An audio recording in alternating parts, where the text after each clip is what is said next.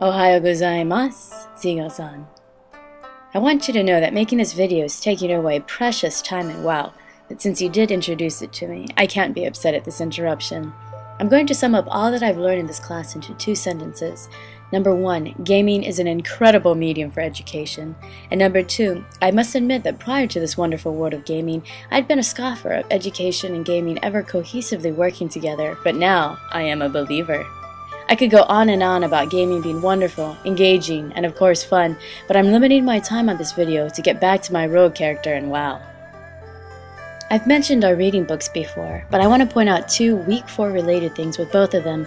First, simulations in the future learning overwhelmed me this week as I thought about my final project.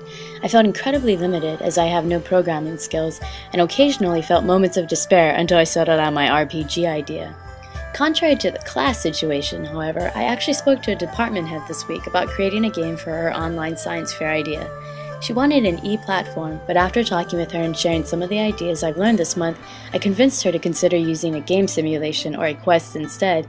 And in spite of my feelings of helplessness, I realized I could help her and others at school by sharing the power of gaming within the educational realm.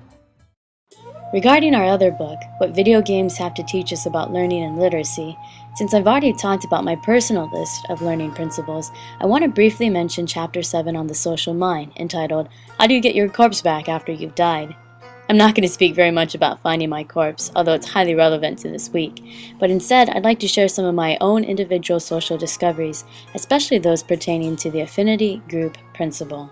My first WoW experience started with downloading the game, and I actually had to contact FSO support to help me because I was having technical difficulties. After I finally was able to get in, I quit after my first 60 minutes because I was frustrated and lonely. I decided at that point I hated the game, I'd never be able to play it, and that I was a failure as a gamer. But that all changed when I received an email from Linda with an open invitation to play. After contacting her, Linda, Paula, and Debbie met me in front of the Abbey, and I began the best WoW gaming experience I've had to date. As I think back to that particular playing time, it remains a highlight for me even though it wasn't the only time I entered the game. I'm very grateful to those 3 amazing women who supported me, protected me against the bandits, challenged me to get the next quest, and encouraged me every step of the way. It was such a different experience to play with them versus striking out on my own. I felt like I was playing blindly the first time, and then I had my eyes open to a totally different situation even though it was the same game, except this time I was with friends. Somewhere along the way we also picked up John, and his gratefulness mirrored mine.